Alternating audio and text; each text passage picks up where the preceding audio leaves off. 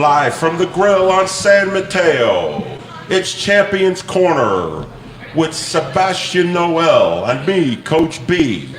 I gotta say, Sebastian, you've lost a lot of weight. You know, you haven't, that diet's working real well. Sebastian's playing hooky tonight, which means we'll probably have a good show. You know, I don't know where he's at, but he said he's not gonna make it tonight. We got an action-packed show tonight, John.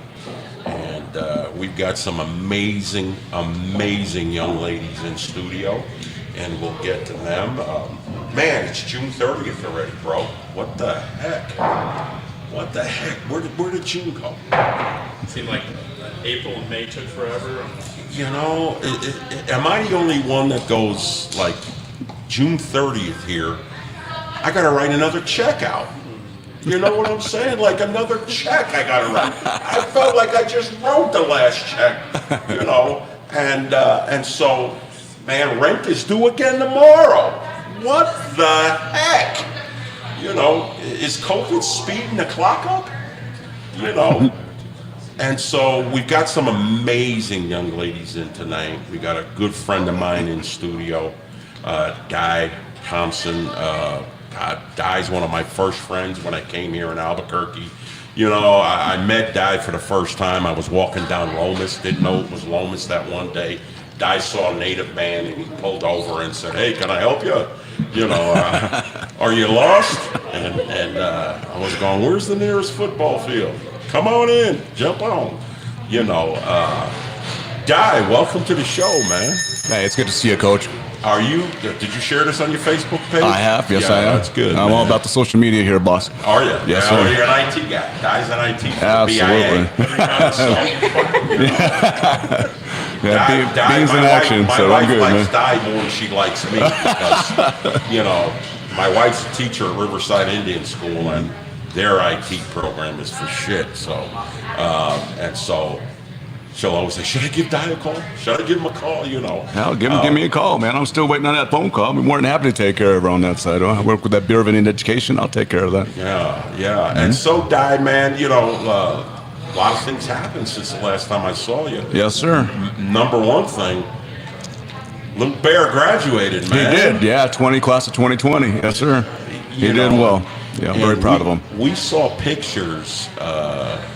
My wife was going through her computer. Yeah. And we saw pictures of, you know, since he was born, but some of them were at camp, that first camp. Yeah. Where him and your son, Orion and your son were at camp. Yeah. And I think she showed me a picture that the picture made the Albuquerque Journal. It did, yeah. With Orion and the little bear in that thing, and it just made me feel old. Like, where did the time go? True story. And I don't know if Coach, you know, but he used to wear this hat during his camp.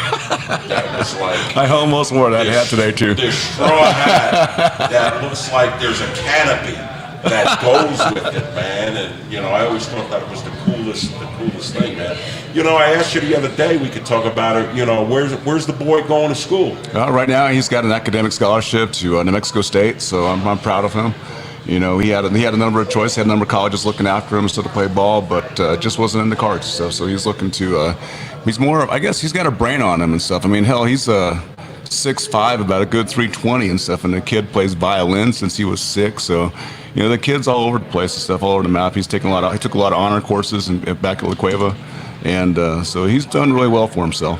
Why would you play football if you could play, you know, the violin? And he's gifted at it. Yeah. Like, you weren't worried he was going to break his fingers? I think I've asked you that. Over the years. Like, you're not worried he was breaking his fingers? Yeah, no, he was fine. He after practice, he'd get back home, and I quit watching him. I don't watch him. I never watched him play the violin. I always heard him. So I was in the other room while he was practicing and stuff, and it was something else to hear, you know. And then we get to the performances, and I'm sitting there and I have my head down on my phone. I'm playing my video games because I want to see what's going on up there. I want to hear him.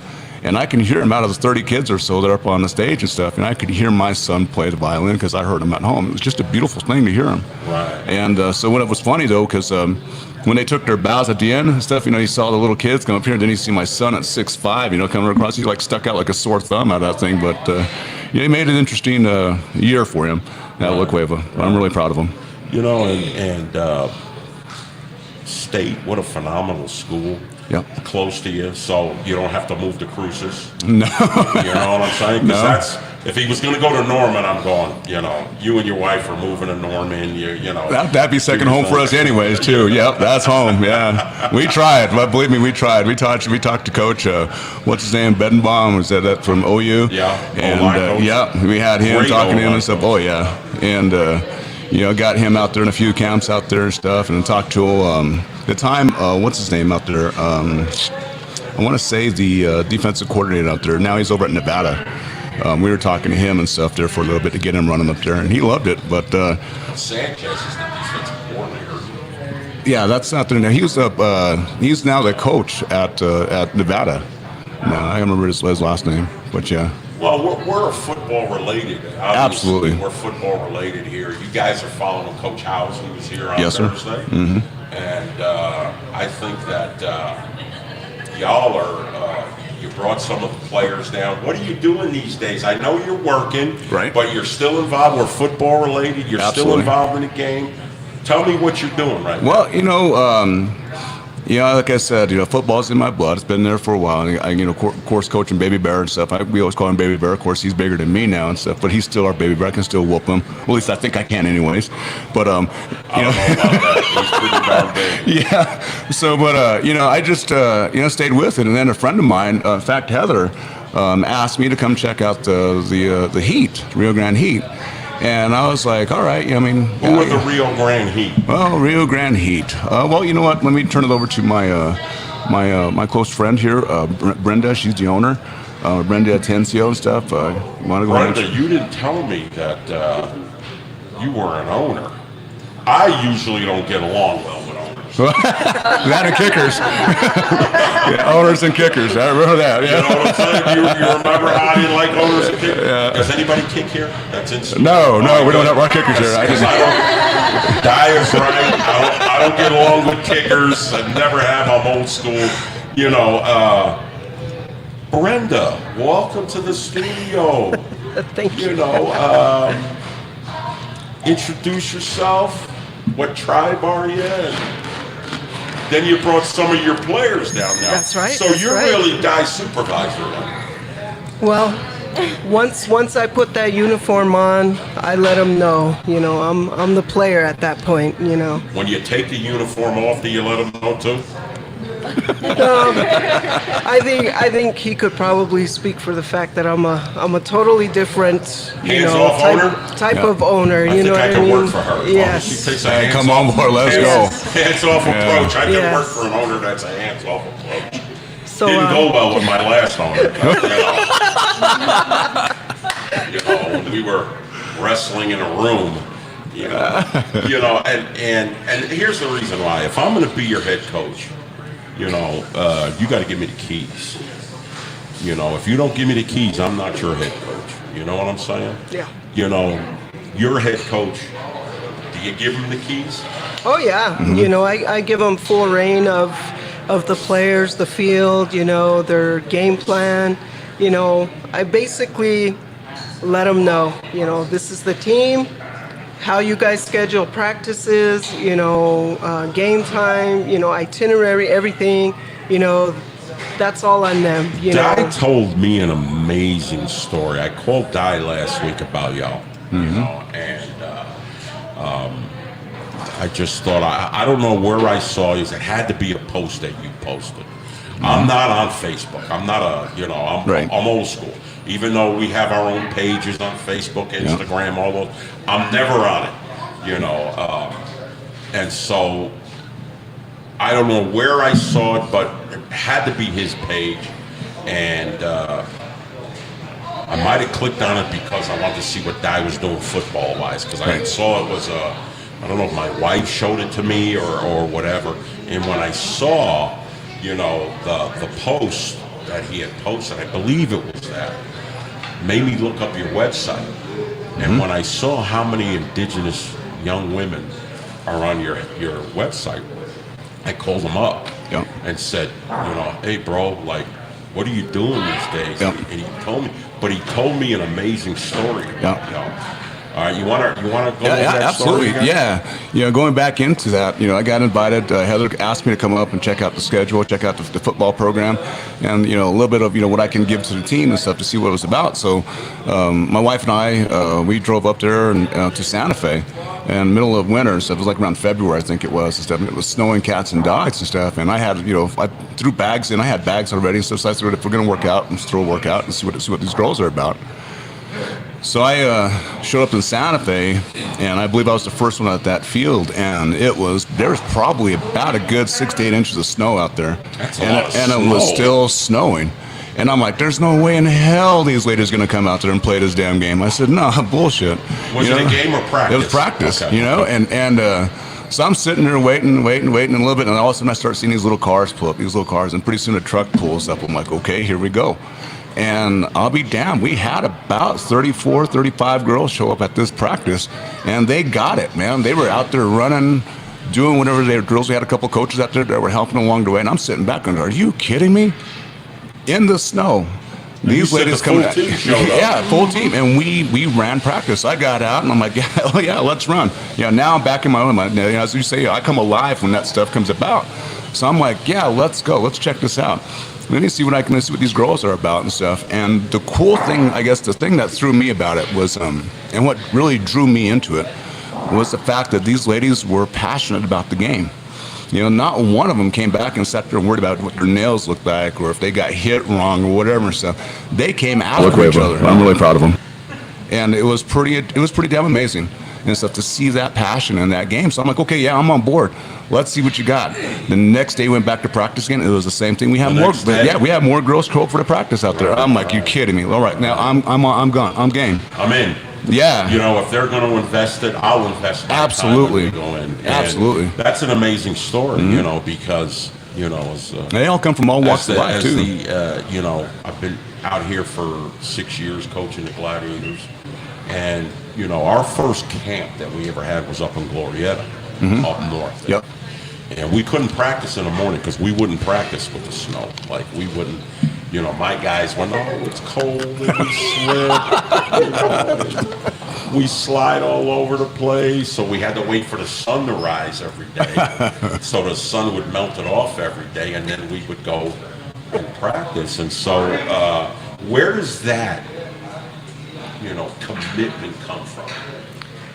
I think it's just an inner passion for our ladies, just wanting to be a part of something, a part of something as an adult, a sport that really isn't a woman's sport. We get to go out there, we get to prove ourselves, and be that role model, not just for our own kids, but for a lot of the women out there that, are being told they can't do something. We go out there with that passion and that willingness to play and to battle it out, and I can vouch for what he said. We've got several women on our team that will go get their nails done before game time. They will hike that ball with a full set of nails.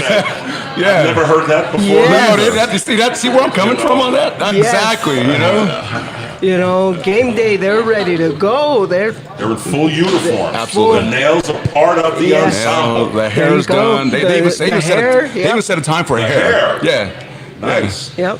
How did this all start? Tell us about your background a little bit and where did it start out to where you're today the owner of the Rio Grande Heat? So, my name's Brenda Atencio. I'm the owner of the Rio Grande Heat. And I actually, about 6 years ago, I saw an ad in the paper in the Santa Fe New Mexican, I think it was.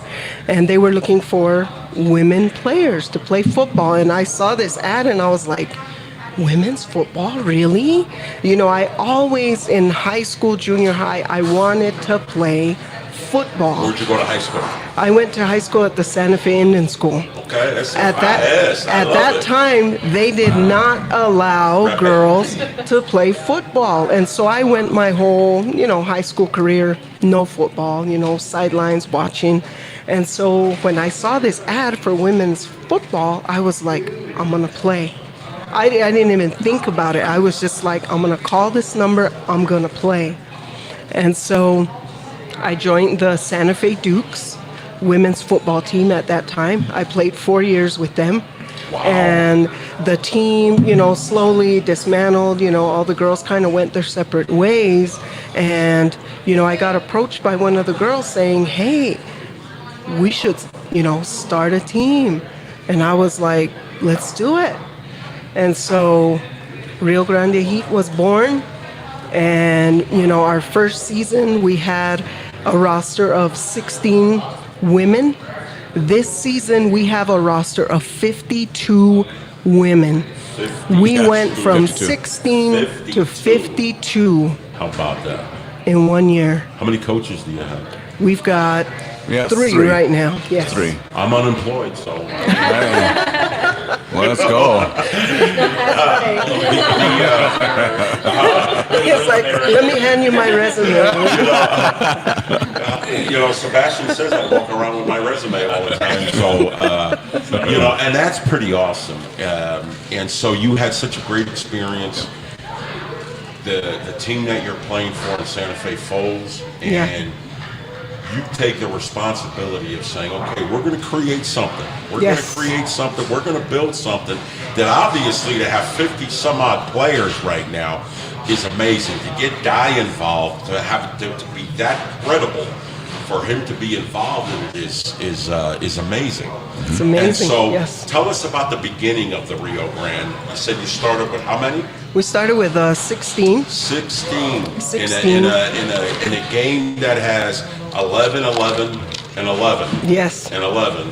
Iron. Every unit takes 11. We've got offense, defense, all the different special teams units. We played a full season of So it was like Iron Iron Man football. Yes, Yep. we played Wow. 6 Oh, check games. that Iron Women football. Yes. Exactly. I told you I got to get better. Didn't Yeah. I say we were talking? I invaded their chip session. They were all enjoying some chips, and I invaded their session. And I said, what, I'm going to mess this up a little bit because I'm going to go, But I can tell you, and I told you this a little bit. We're going to get to know all of this. Hopefully, none of you have anywhere to go right now, and so we want to spend a little time.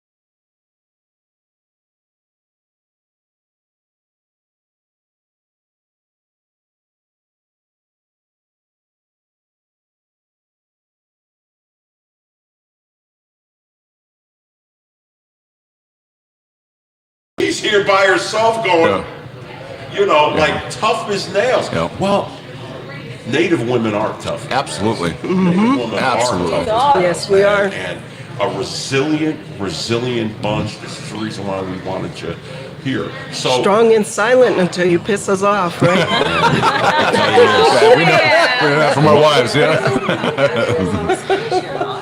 yeah, go ahead. Let them know. Yeah, you read it because.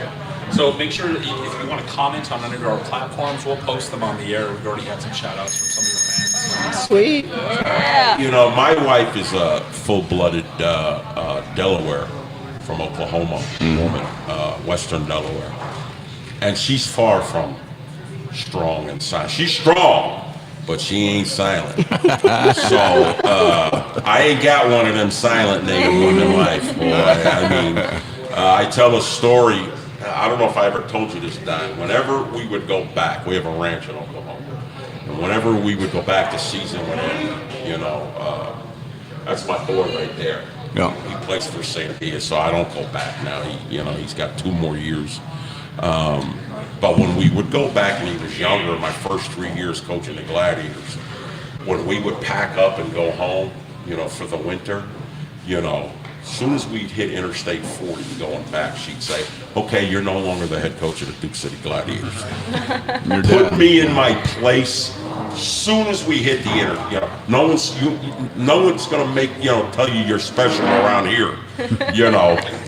When we get home, you're cutting the grass. And so maybe I need to bring my wife in here, talking about the strong and silent type.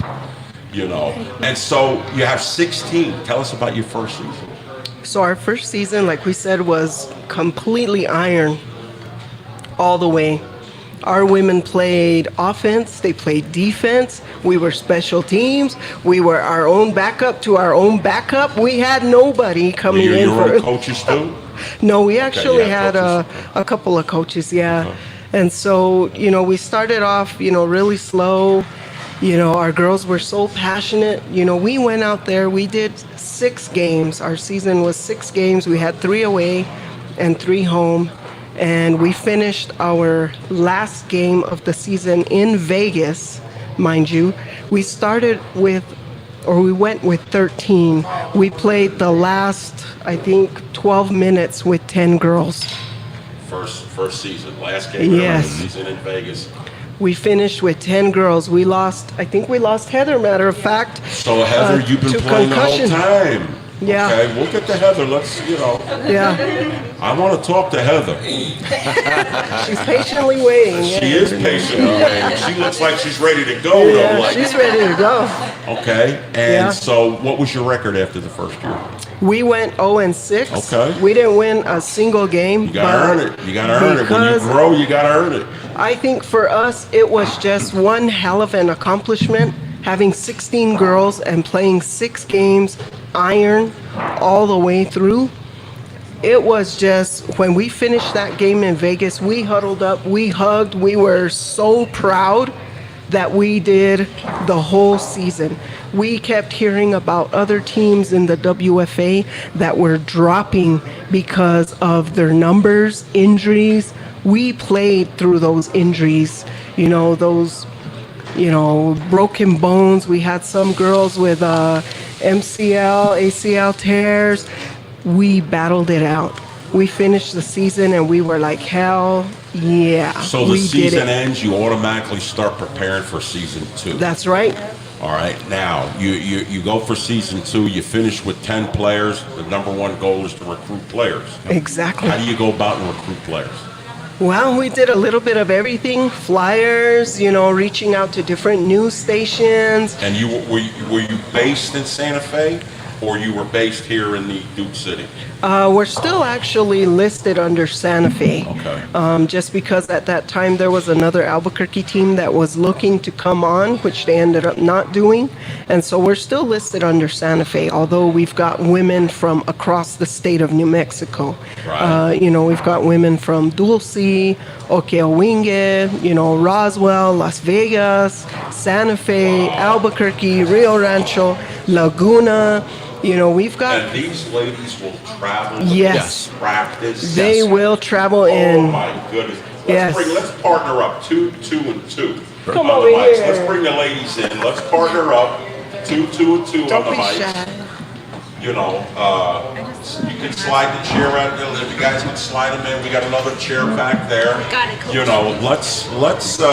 Let's introduce the ladies. Let's have them introduce themselves. Stand by Make there. sure share the mic. Make sure so we can hear you. Miss Honor, take it away. Let's introduce our players. Introduce the crew. So we've got here to my right, we got Gabby Lilly. Hi. Gabby Lilly. Gabby Lilly. Gabby, what position do you play, Gabby? Let's pull that mic. You can pull that mic. I play There you on go. defense, linebacker, and defense pretty much. Linebacker all the way. And what is Gabby's nickname? Because Gabby. y'all had nicknames. Y'all had nicknames. We just call her Gabby Pancakes. Pancakes. She's learned every name of Because I'm a it. pancake you. Is that because you're gonna pancake the ball carriers? She likes Yes, I'll pancakes. pancake you. Where you from, Gabby I'm Pancakes? from Crystal, New Mexico. It's located on the Navajo Nation. in dead center of the Four Corners. Yeah, I'm Navajo from there. I grew up there. I ran cross country all my life. And What high school did you go to up I there? went to Navajo Pine High School, Okay. and then I graduated, and I got a scholarship to Haskell Indian Nations University. Know it very well. I ran cross country out there. I was MVP and freshman of the year my first year, and then tried to join the Army, but didn't go my route, and I ended up back here. How long ago were you at 2008 and 2009 was when I was out in Kansas. my uncle was the athletic director there. Yeah, I ran for Mr. Gipp. Okay. Yeah, my uncle was Phil Homaratha. Nice. Coach Homaratha was my uncle. Did you Yeah. know Coach? No, I didn't know Okay. him. Did you know of him? I knew Gipp. He was the cross country. I didn't know any of the Okay. basketball or Okay. football. Well, welcome to the show, Pancakes. You know, if I called some of my players Pancakes, that would, I don't think that I would, get through that, We Who got a else Care we- Bear. There you go. What do we got next? And next we got Alyssa Musket, who we call Pull that mic to Squishy. you, listen. Squishy. Hi, I'd rather call her number 50. Hey, number 50. number 50. Introduce yourself. I'm Alyssa Musket. They call me Squishy. I play right tackle. I come from Mexican Springs, New Mexico. That's also on the Navajo Reservation, almost close to Toatri. I went to school at Toatri, graduated from there. Went to school at UNM, Gallup, graduated from there. Came up here to Albuquerque, started working, Always wanted to play football. My brothers played football all the time. I played with them all the time. So when I heard of the team, going out, and I was like, I'm going to try it and see what happens, and I love it. As impressed I am with Squishy, I'm impressed with Squishy. Anybody that makes their, comes out and, is an offensive tackle. It doesn't get better than that. But Squishy, show the camera. She's got a Dallas Cowboys. Oh. Look at that. Oh, She's he's gonna actually put Dallas Cowboys on her arm. I got so Dallas she's kind of Cowboys. declared. She's kind of declared who her team is. She's kind of declared, for better or for worse, this is the direction I'm going in. That is. I was like, no. So that'll tell you how tough she is. I don't know about how sensible she is, but that'll tell you how tough. Have you gotten any criticism for your cowboy? all the time. But So it's an attention grabber. it is, but it doesn't bother me. And mostly they say it looks it's good. right. I have some people say it looks good. I have some people say, why'd you do You have no that? complaints from me, coach. I don't myself. You do from me. It must have been a target. That's why there's bruises all over. The sun shines on a dog, Bro. Well, that's pretty awesome. Your brothers, what was your background that you wanted to say, I want to give this football and this past weekend you played in Las Vegas, which Yes. we'll talk about, was your first game? Yes, it was my first game. And you what? Do you love the game more Yes. or do you go like, no, this ain't for me? No, I love the game, and I didn't. I went out there and gave it my best, and like I said, I've always been considered a tough girl since growing up. In our family, a lot of our women do majority of the work, the hard work. We learned a lot from my grandma, from my dad's side of the family. Teaching us all these Who things. was your grandma? My grandma is Ethel Musket, late Ethel Musket. Is Yes. she watching? No, she passed away. Okay. How about your dad? What My dad? dad's name is Edison Musket, and he is watching. Hi. Hey, Dad. Yeah. Hey, Dad. Dad, what are you thinking letting her get a cowboy tattoo now? And so what does Dad think about you playing ball? I'm not too sure. I mean, it's kind of off and on with my family because I don't know. We don't have girls that played football in the family. We just have the boys. But like I said, we're tough, and I was like, I can do this, And my brother's 6'2", how many pounds, and he used to tackle me all the time. I would put on his football stuff, and I remember we were outside in the backyard. He'd come and tackle me. I was like, if I can handle him, I can handle anybody. I think He's a big person. Dad, you be proud of her because what these women are doing is outright amazing. These strong Native women teaching other Native women to go after your dreams, to go after your goals, to go after. You're a goal setter. You got your degrees. You went to Yes. school. You're a goal. We would call you, a closer. You are able to set a goal and close it.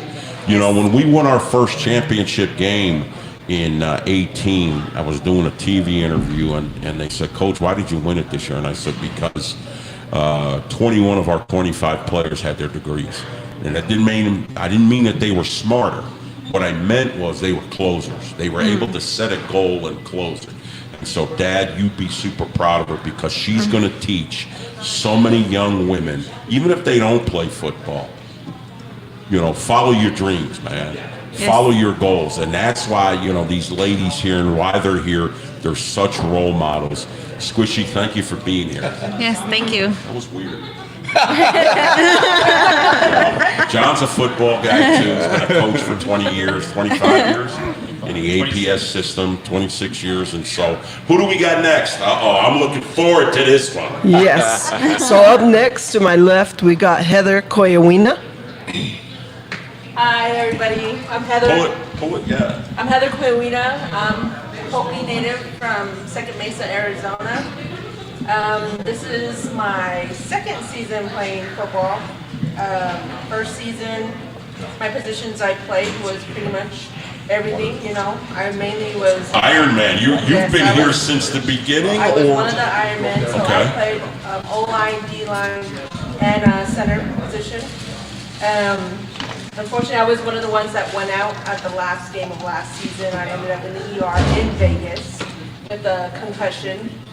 But it just helped. What made me recover so fast was that my sisters on the field finished the game and didn't stop all the way to the end. And so now I just. pull that mic closer to you. Is she coming through?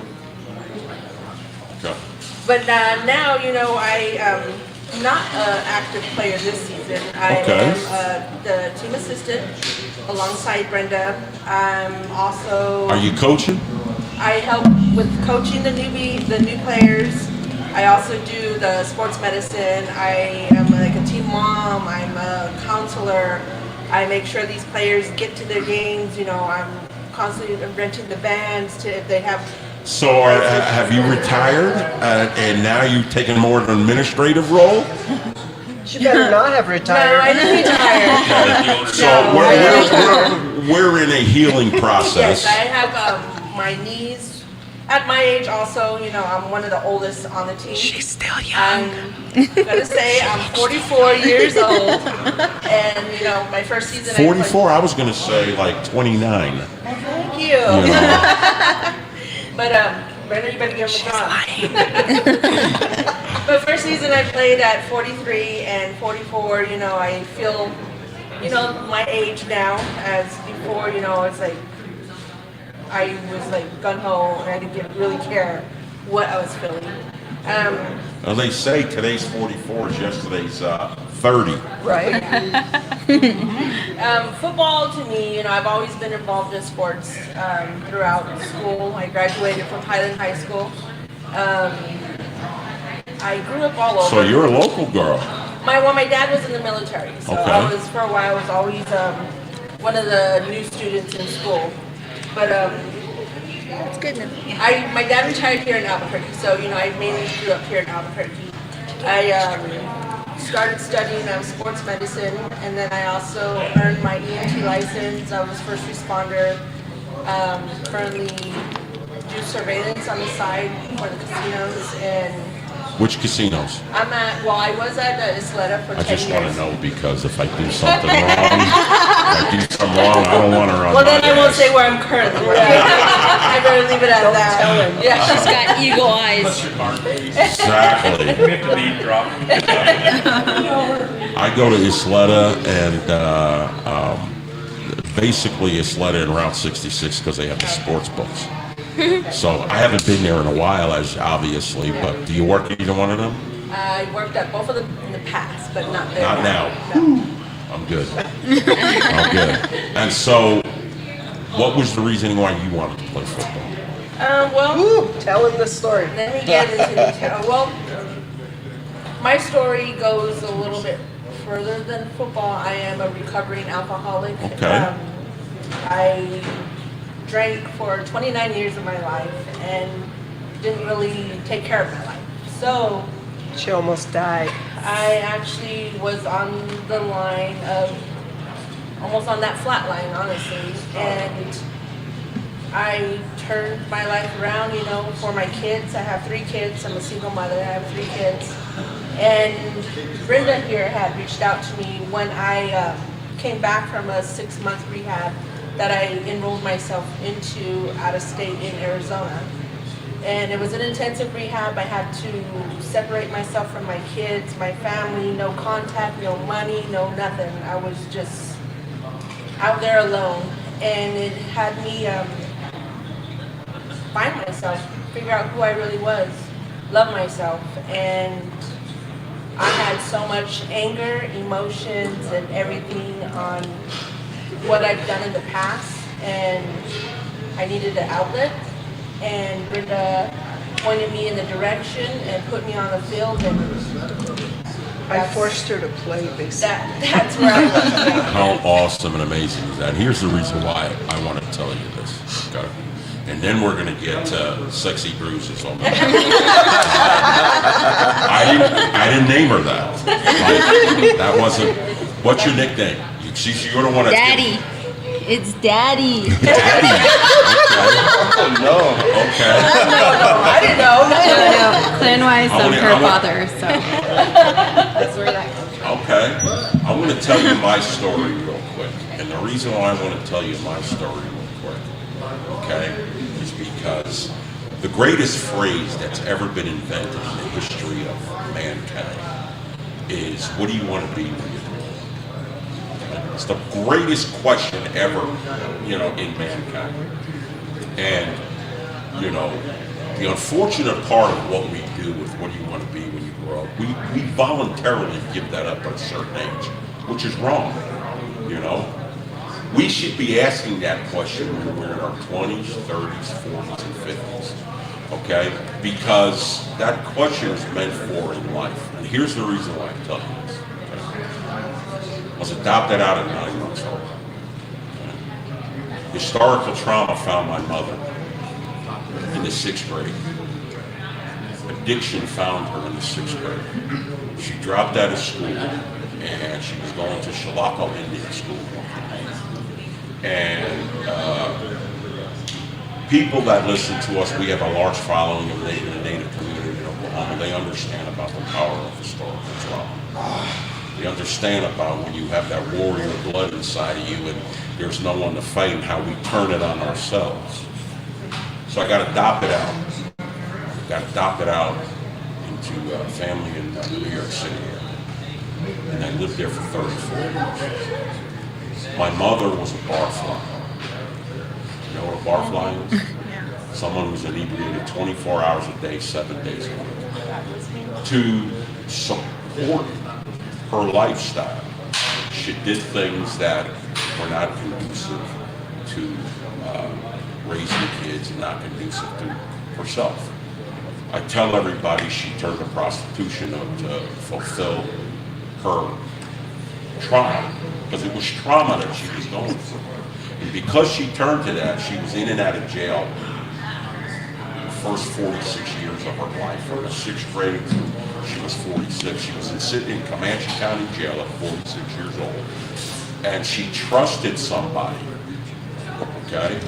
And here's the legend, Phil Chavez. He's the owner of the restaurant. Phil is Dene. Did you know this is a native-owned restaurant? Good to see you, man.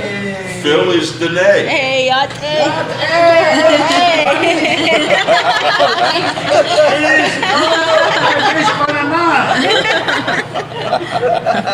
And so we have some Dene ladies here today, Phil. But Raise your hand. Opie, I know what you have that's okay, long okay. and hard. Your last name. Yeah, boy, don't you dare. And okay, That was a good one. And so at 46, she's in Comanche County Jail, and she got a counselor. She trusted this counselor for some reason. He let her know, hey, you're 5 kids, you don't have ID, whatever. The state came in and took us out, the state of Oklahoma, and we all got sent to different states. And this counselor got her to understand that the only way you're going to find your kids is through education. And so he got her to study for her GED. And she studied for it in jail and took the test in jail, and she passed. Passed her GED at 46 years old, feeling good about herself, you know. Got released and started looking for a career. She was full of optimism. Well, she found out in the 80s that there weren't too many careers for a Native woman with a GED. Our tribe is located about 10 miles north of Stillwater, Oklahoma. There's a university there called Oklahoma State University. I'm sorry. And she's an alum, Mom. He said it, not me. And you know my family's an OU. I got Absolutely. My wife is an OU alum. And so That's why you gotta cuss at me, Coach. the only way she was able to get in school was through a partnership program with the tribe. So she got this idea, like she was feeling good about her GED. She said, you know what, I'm gonna go to college in the 80s. Now, I went to college in the 80s, okay? There weren't anybody on campus that looked like me. There weren't any middle-aged women, never mind Native women, there weren't any middle-aged women, but she said, you know what do I got to lose? So she enrolls in college at 46 years old. Make a long story short, 51 she gets her bachelor's degree. 53 she gets her master's degree. And she spent the rest of her life counseling Native women for where she worked. Okay? I don't want you kicking yourself because of what you went through, because it wasn't your fault. It wasn't my mom's fault. I met my mother when she was 34 years old. You know what the first thing she said to me? There wasn't a day in your life that I didn't love you. And I believed her. You understand? It wasn't your fault. And so you go and dream. So if I said to you now, 75, what do you want to be when you grow up? What's your answer? Me, football player, and a role model. Okay, you are a role model. You've accomplished that already. Because your story's going to teach people when you talk to them. Because our story's familiar, right? And so you've automatically become my favorite player. 75. I'm going to wear 75. I'm going to put 75 right there. 75 is my favorite player. 75. Power. And if my mother can do it, what can you do? If my mother can achieve her goals in her 50s, what can you do? Anything I want. Anything you want. You're still a youngster. You're only 44. You're still a youngster. So make it happen, right? All right, that's enough of my soul. You know, that's enough of my soul. People aren't listening because they want to hear me talk. Number 3, sexy bruises. Tell me the reason why I'm saying sexy bruises. Because of bruises on my arms. I got some on my knees too, but. What position do you? Oh, introduce yourself. My name is Bernina Gray. I am Dene Ayanumna. I'm from Lucachuca, Arizona, and I'm a mother, a student, software developer. I also play football. I love this team, guy. I love this team. Right? You're gonna make me go to a game. You gotta know come. I don't like Come going on. to games. I Come on. play a cornerback position, cornerback that is, and I play on special teams as well. And I played my very first game in Vegas over the weekend. What was that like? I fell in love. Really? Tell us about the nerves. You're padding up. It's pregame. You're padding up. What are you feeling? I felt, what was it, like 110 degrees? Yeah. That was hot. Yeah. It was hot. Really warm. Yep. That was pretty How hot was it? It was It about, was 111 on the way to the field. Yep. yeah. Then we got to the field and Like, I'm embarrassed. I mean, are you embarrassed? I'm embarrassed. I literally am. I'm embarrassed. It was about 108 at kickoff. game time. Yeah. You know, I coached indoor ball like since '98. Coached it in the AFL. The only reason why I went over to indoor ball is a nice 72 degrees inside. You know, the air conditioner's on. Didn't have to worry about the sun or the heat. I'm embarrassed. That's just it. It goes back into that whole resilient thing and stuff. And they showed up in the snow out there and stuff. I mean, wouldn't it have been that what kind of threw me was that no matter what weather came at us and stuff, whether it be wind, whether it be rain, whatever, these ladies came to play. They came to ball. And that was pretty damn impressive. And then seeing what they did in Vegas, yeah, it was fun to watch. It was exciting and it was fun. What was did you take someone out? Did you know? I didn't get. Where did the bruises come from? Were you doing it or were you getting it? No, I did a little bit of hitting, but mostly I got hit from the side. I was blindsided once, and then hit from the back a few times, and I got like a perfect like last block of the game too. It was pretty nice. She earned her helmet stickers. Could have got a pick, but I didn't. I'm pissed about that. Okay, so you get home, you go home. Is anybody at home that sees these bruises and go, "Are you out of your mind?" So I have 3 daughters and a son, and my mother was also here in town. I had brought her back from Arizona, and my sister was in town over the weekend to take care of my kiddos.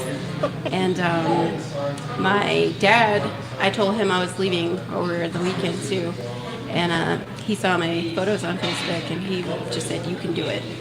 How about that? So, yeah, my dad is all about that philosophy of live to die and die to live.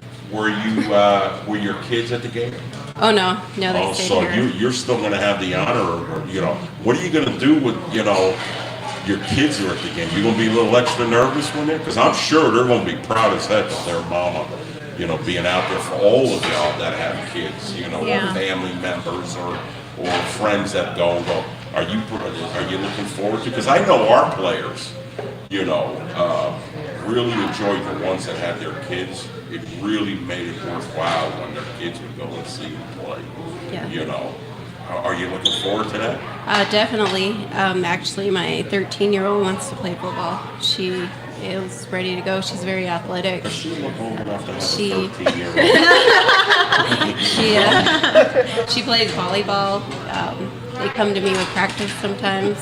We're older guys, man, and we have teenagers. Like, what the heck? Okay.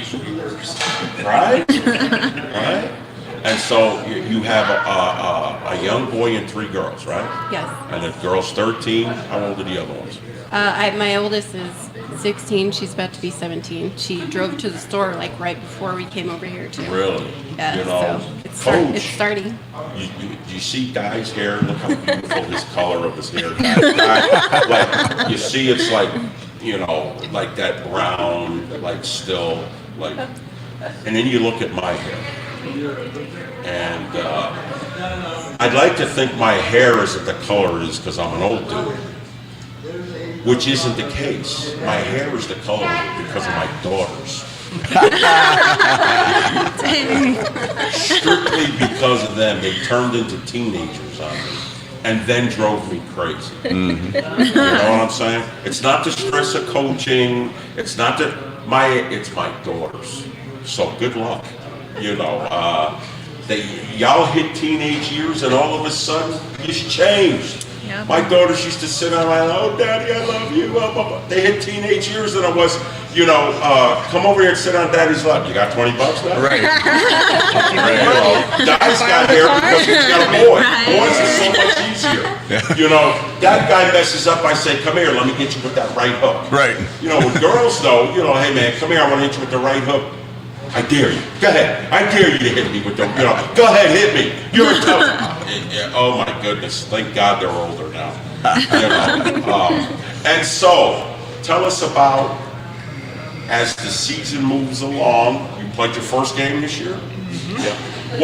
Did you have to go out of state with the COVID restrictions that are here in state? No, it was just the draw that we had in our schedule. We were set for Vegas, and so they're phase 3 already compared to us here in New Mexico. We had several more games lined up. We have home games that are scheduled as well, but we're going to have to push those back because of our restrictions here. And so we're pushing a lot of our games back to, August and September. And so that's kind of where we're at right now. We're in the same boat as you. Yeah. His son plays for Cibola, my son plays for Sandia, and we're in a holding pattern. Yep. We don't know if there's going to be a season. We don't know if it's going to be a reduced season. We don't know if they're going to switch season to the. Did you read that college guy that the Ivy League schools are thinking about going in the spring? Yeah. The Ivy League Spring schools ball. are thinking about that. So that's been, And we so brought up that concern of how do you finish the spring season? How do you finish the spring season and then 12 weeks later start another fall season? Right. That's a big That's another concern. thing. Because you guys know your body need Yeah. time to recover. You guys know firsthand. I know that out in Navajo Reservation, I think Ganado High School basically shut down their whole program for the fall. So there's no football for Ganado High School, I know that. So, Yeah. I mean, it's and just there's going to be other ones that are oh, going yeah. to do it too. It's coming. We have been here. He was a point guard for Highland. He got a scholarship. The school closed completely. Ouch. Forever. Wow. So there went a scholarship. He's going to play at Western. Right. Still talk about some of the Yeah, it's been a trials and challenge. tribulations that It's been a challenge. I mean, because of this. yeah. Let's start back at the top. Number 74. Pancakes. Pancakes. Yeah, I told you I can't remember. Di will tell you. What did I call my guys? I call them by their numbers. Yeah. Tell us your favorite football story, and whether it be funny or inspiring. But tell us your favorite football story.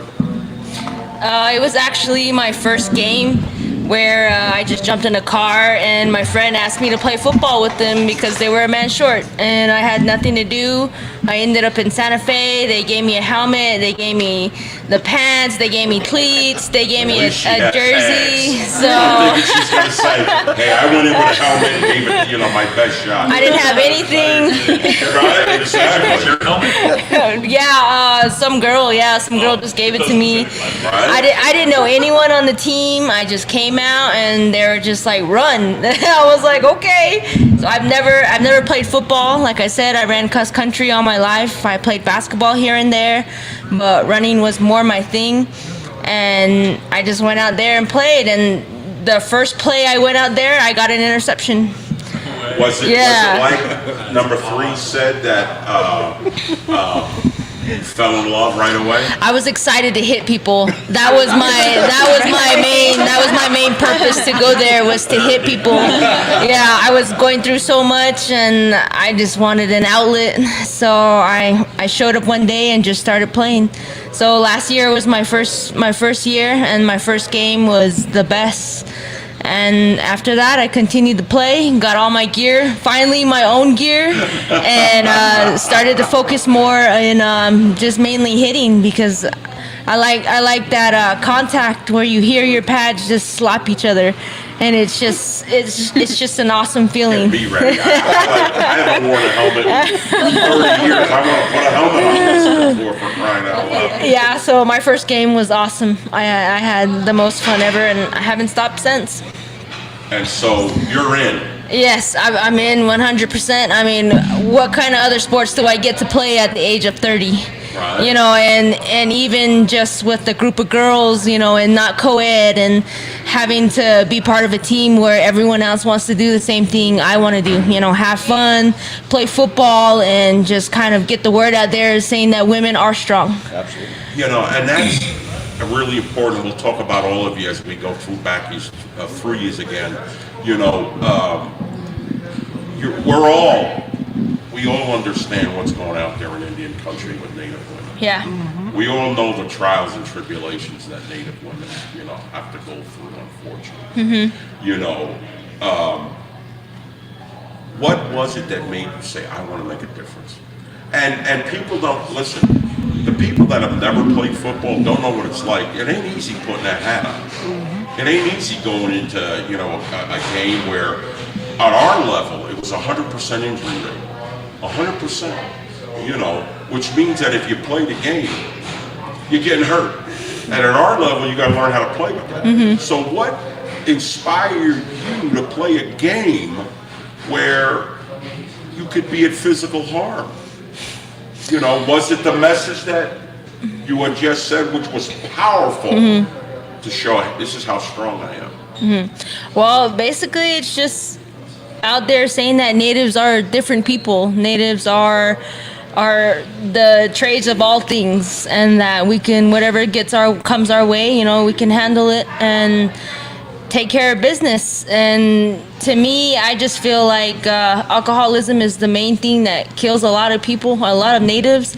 So I feel like showing a difference and actually, getting back out there at an older age, it's inspiring for me to keep my head up like that, to show an example to all these other people that alcohol is not, an everyday choice. You have choices all around, and then you just got to go out there and take them. And getting hit is a sacrifice for yourself, but it feels good after you get a hit and after you get hit. So it's just it's a wonderful feeling, and a lot of people could use it as an outlet instead of turning to alcoholism or doing stuff that will lead him down and leading our Navajo Nation down. We should just be rising up to be better people, because we really are. You're gonna make me cry. It's near and dear to me. I've spoken at the facility in Shiprock, where the people, the adults and the kids that deal with alcoholism, that deal with and I've had the honor to speak to both the youth group and the adult group there. And so I know the struggle, and for you to be able to want to go out and make a difference in that, man, like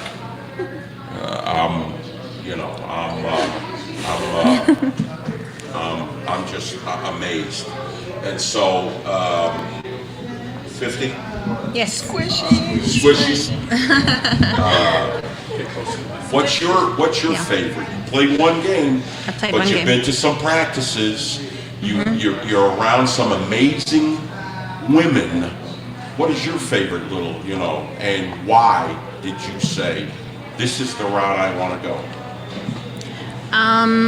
Just playing the one game for me, I was nervous and everything to get out there. I do have kids of my own as well. I got 6. I'm a single mother of 6 kids.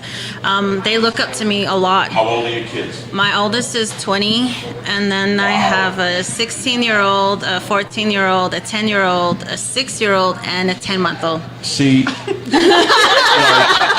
wow. Does this mean, John Dye, does this mean that when I walk around with my son that people think I'm his grandfather, for crying out loud? Look at Grandpa with his son, oh my goodness. Probably. Wow. Hey, don't get too ahead of yourself, number 3. No, it's the truth. They must think all of y'all are young and okay. So, are you looking forward to your kids seeing you play? Yes, I am. Actually, I remember when I first started practice, I was like 6 months postpartum, and I remember Bernina was like, dude, you have like a 6 month. I was like, yeah. But I mean, that encourages me, because of that does not mean I'm like gonna stop or hold back or nothing. I'm gonna keep You're a role model going. with your kids, man. That's the lesson that you're teaching them is you go after it. Yes. Even though their dream isn't football, all of you notice for you, especially y'all that have older kids, they're like sponges. And they're learning everything from Yes. you. They're learning all their, we're a product of our life's experiences, And so we get our anger issues, our sense of humor and the whole thing based on what our life's experiences. Yes. But I wish I could get you, and maybe I don't need to, but for you to understand, I look forward to, for you, your kids watching you play. Yes. Because the message that it gives out, and you tell your kids, man, I'm not looking to play for the NFL, but I'm looking to make a difference Yes. in our community with our Native women. And I told you, even our Native men to say, hey, we ain't got a semi-pro team of Native men out there, though. We have one of Native women. Yes. And hopefully some Native men out there will say, hey, if the Heat can do it, Yes. let's get something going, man. Yes. I mean, because here's the thing, like, y'all are inspiring me. And I'm serious, man. Like, I've been coaching since '87, and y'all are inspiring me with what you're trying to do. So I look forward to the opportunity for your kids, the honor of you performing in front of your kids. Yeah, they're excited, and they see me go to practice, and they're like, Mom, you headed to practice? I'm like, yep. I take off my football gear, and I go, and then I come back, and then, like, when I went to my game, like, before my game, all my kids, the oldest ones, messaged me. They're like, I love you, Mom. Have a good game. Do your best. And my oldest son was like, kick some ass. I was like, oh, yeah. Like, I'm going to, and it really helped me and encouraged me, I'm like, okay, you got to do this, and I did, and they keep saying, I wish I could watch you play, but because of COVID, I am afraid for them to go down there, so that's why they stayed here. So I told them when I have a home game, for sure you guys will go. But as of right now, the away game's not yet. Yeah. Oh, just absolutely. Oh, man. All right, 40. What's you've been doing this the longest. We talked a little bit about why you started it. As you move forward, what do you hope that the Rio Grande Heat accomplish? I want to see these ladies win a championship. That's, for me, being able to bring the sport to the women in itself was an accomplishment for me. To be able to provide something positive, and an outlet for these women. It's been amazing for me to watch these women grow, and to see them come to practice with their kids, setting them up on the sidelines with bottles, with, snacks and the whole 9 yards, seeing them bring their families to watch them practice, doing whatever it takes. We have women on this team from all walks of life. We've got single mothers, we've got doctors, we've got nurses, we've got people just from all walks of life, trying to make a difference, not just for themselves, but their families, to be able to, yes, and the community, to be able to work full time, to be a full-time student, to be an athlete, to be a mom, to be all of that, and still come out and put 110% on that field is amazing. And I love seeing that. I love seeing these girls come out and just put their whole heart and everything into it. And I look forward to those games where we come together and we battle together. We hit that field, we're a family. And every single one of these girls, they got a piece of my heart, that's for sure, and, I love checking in on a lot of them, on a daily basis. I'll just put something out there and be like, how's everybody doing? Even with our loss, over the weekend, it wasn't a loss. We won. This team has probably 85% of the team are rookies. It was their first game, and to watch them, get those nerves into gear and take that field and battle it out, play after play after play, and do 60 minutes of pounding and hustle. It was amazing. One of the things that we would tell our team after a loss, the first question I would ask in the locker room. Fortunately, we didn't lose much. You know what I'm saying? But I would ask them, did we lose or did we get beat? Right. Yeah. You know, did we lose or did we get beat? And, you know, when you're playing with as many first timers that you're playing, you lost. You know, which means it's in your control. You know what I'm saying? When you get beat, that team just beat you down. There was nothing you could do to get beat. You know, nothing you could do to get better to compete with that team. But when you can say, hey man, we lost, which means now we can improve. Right. What do we have to correct? How do we get better? So the next time that we take the field, we've made those corrections. You know what I'm saying? So, number 3. Daddy. Daddy. I'd rather call her sexy bruises. Even that I feel a little weird.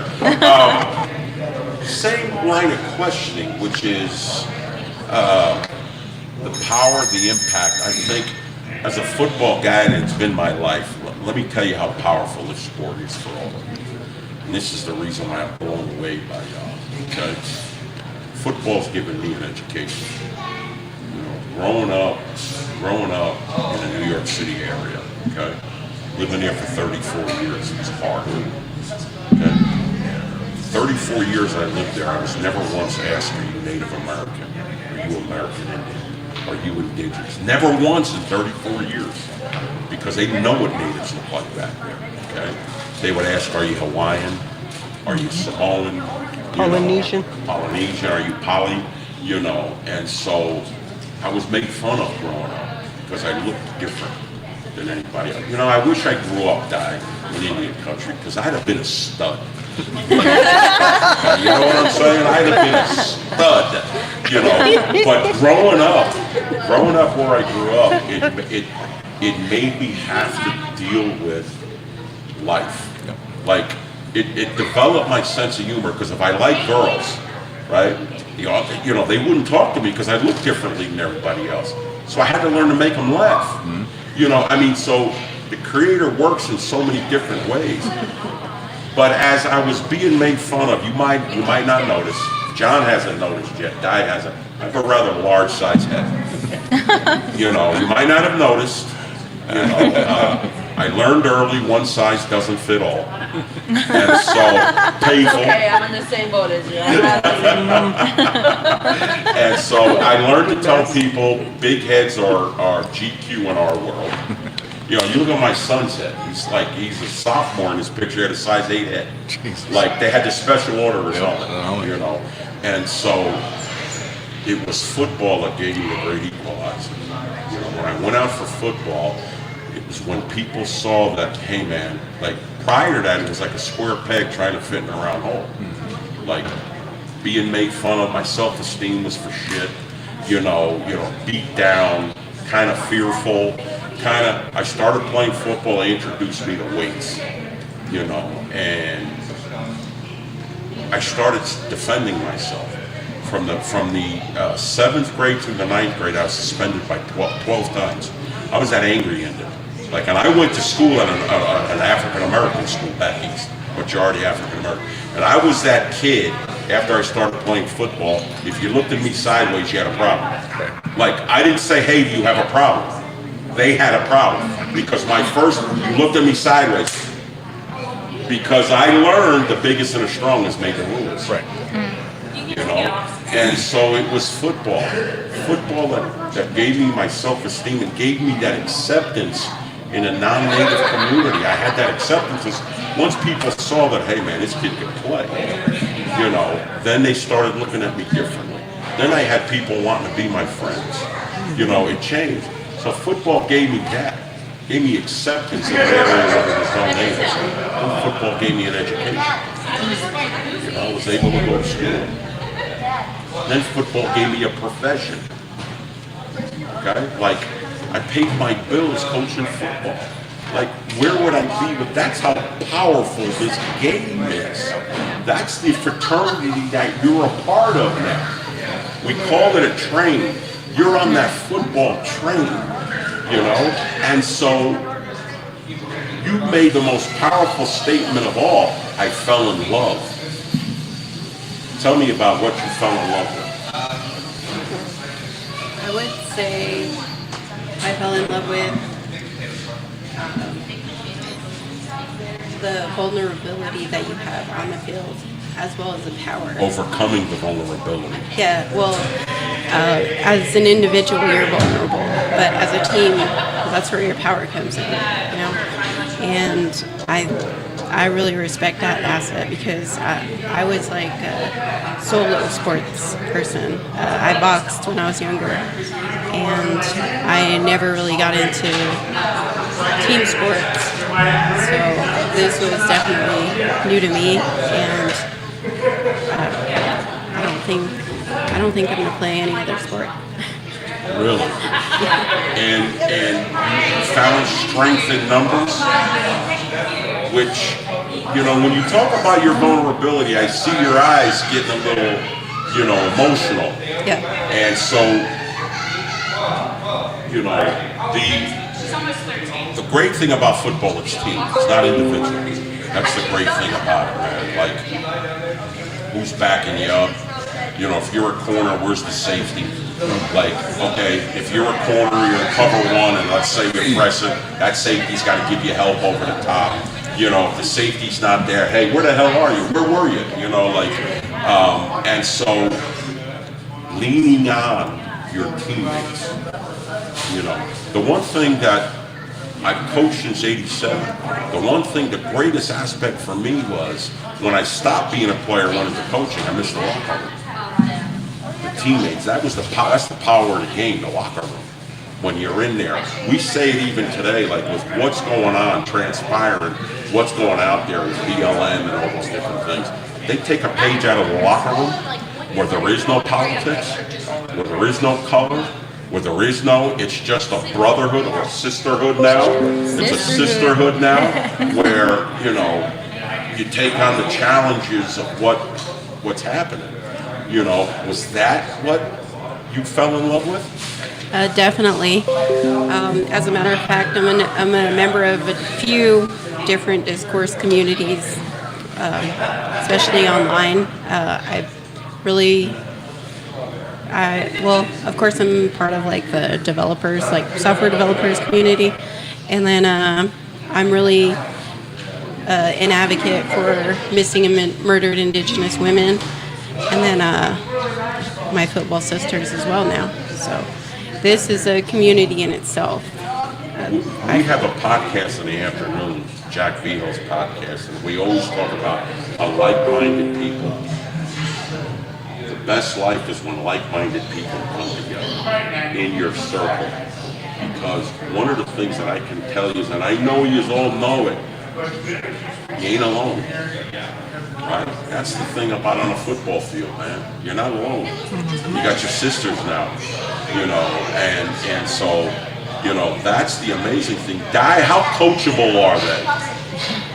And that's, I guess, when I first got on that field with them in the snow, and I started bringing out the bags, and I saw that they were, they were running the routes and kind of going through the motions and stuff. And right away, I saw places where I can fit in. How can I improve the system? How can I improve their footwork? How can I improve their hips? The whole fundamental portion of it. And when I sat there and I watched them for a little bit to see what they were going through, and just hearing the communication, I guess, between the teammates and stuff with each other and with the coaches that they had there, it was just a unique experience, a unique introduction, I guess, so to speak.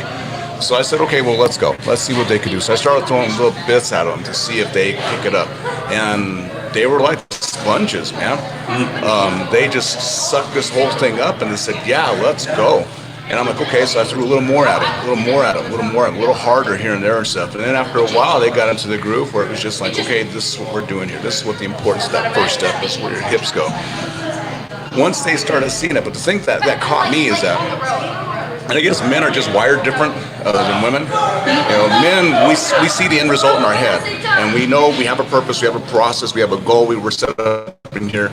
It's on our head. Women tend to be a little more visual, so they have to see it first before they actually kind of buy into it. So I'm like, okay, fine, I'm with you on that. I can get you with that. So I started showing them, so I got my old butt off that field, so I started going through the drills myself just to kind of give them an idea of what they were at, where they were going with it. So in that process, in that thinking process, in that whole, I guess, player development portion of it, stuff made sense for them once they saw my ass out there doing whatever I got to do to get them out there, and seeing how excited it was and stuff, and to talk to them and to get involved, get inside their heads a little bit, so to understand how important they are and how vital each position is on that field to achieve a common goal, and that if you take one play off of stuff, it throws that whole dynamic off. So now when we started seeing that on the field, it just made things better, easier for me and stuff as a coach. And soon after a while, I saw how passionate these women were. And I'm like, okay, yeah, I'm down. Let's go. And every day at practice we've had since then, stuff has been something new. I'm throwing something new at them so they can pick it up. And when they do that, it's fun to see.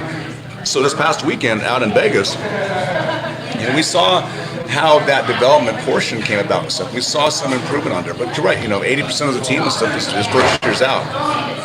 And as far as my understanding of it was that I thought there are I think that team that we played Vegas. They were tough. I will give them that. They were strong. And I talked to the coach ahead of time and stuff, and he said that they had 20. He was really surprised at how many players we had. But last year they had like 12 players or 10 players that finished the game last year. We took 34 with us to Vegas, right? So I mean that's a pretty good squad. And then having talked to the coach, he said that they got they have 27 players, but they got 27 athletes. They have 27 football players, legitimate football players. So these ladies have been playing the game. Yeah. So these ladies have been playing, and they were big. There's some big girls. I thought they had a receiver that was bigger than me out there and stuff, but It's a big receiver. yeah. So and we had little Skaggs, our little cornerback, taking care of her, and she's like, 5'3". Right. But that woman laid a hit on her and stuff, and it was just awesome to see that. And it was her first year out, and for her to come off the bench and have her come off the field and hit that big woman and knock her on her ass was pretty awesome to see, because it caught me about 3-4 months ago. That would never have happened. One of the things that I'll advise y'all, especially alignment, just make sure you're aligned properly. Yeah. That will take care of half your problems, being aligned properly. That's the reason why offenses go into motion. So your offense wants to go into motions. You want to add motions to your offense, because one of the things that it identifies motion is whether it's man or zone from an offensive side. Motion means if there, let's say you stick your X into motion and the safety goes with them, they're in man. Right? If they bump when you go in motion, they're in zone. So you teach your quarterbacks and your receivers to go, hey, you know what? How many safeties are out there? Every play, the first thing they're going to look at is how many safeties are out there, because that's going to help you with coverage, right? And so the one thing that you want to do when you say, let's say we identify 2 safeties and there's the corners, now you want to say, okay, I want to manipulate the depths of those corners. You play a corner position. I want to manipulate a depth. Do I want them up or do I want them back? And that tells you what the angle of your routes are, alignment and assignment. That's simple stuff. That doesn't need to be, like studied and learned. It's those simple little things, which is aligned. So as you make your improvement, you want to make sure you're aligned properly. And it's the same thing with defense. We tell defense formation takes offense. What formation are they in? Are they in motion? What are they, they're going to tell you what they want to do, especially on your level of what you want. And so tell us about the game side of us. It must have not went too well because you guys are a little reluctant to talk about the score. What was the score? And there's no shame in the game, man. We would tell our players, when we first started with the Gladiators, man, 6 years, we went to 3 championships. Went to 3 championship games. We won 2. And the first one we went to, when you say you went to a championship, you didn't win. And so it starts, we didn't start out, our first game as a Gladiator, man, we went down to Dallas and played the Revolution, and they beat us by over 50.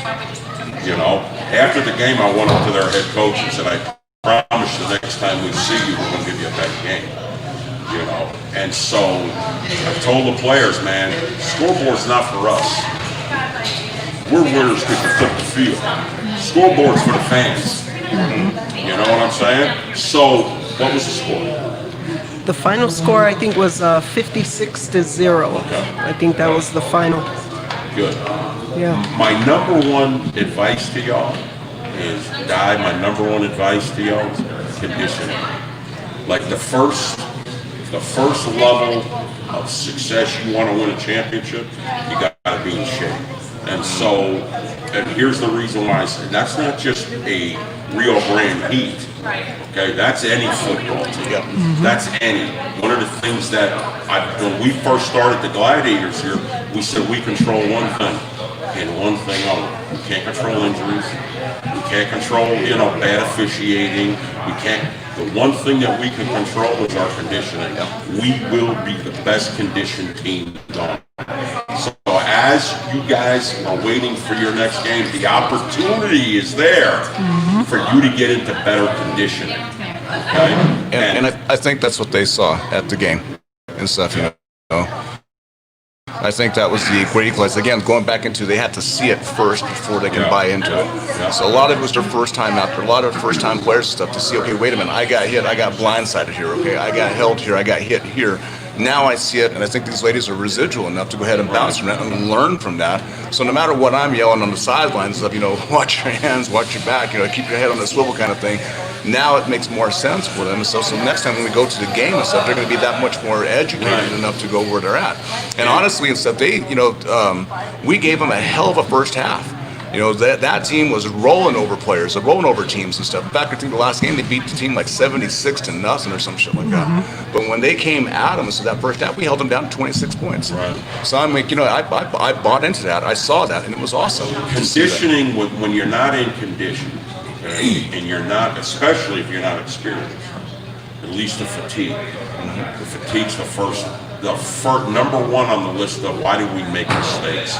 Because we get fatigued. And when we get fatigued, and if the other team's in better shape than we are, we can't answer the bell on that. And so you want to make sure that you are in the best possible shape that you can be in, whatever it is.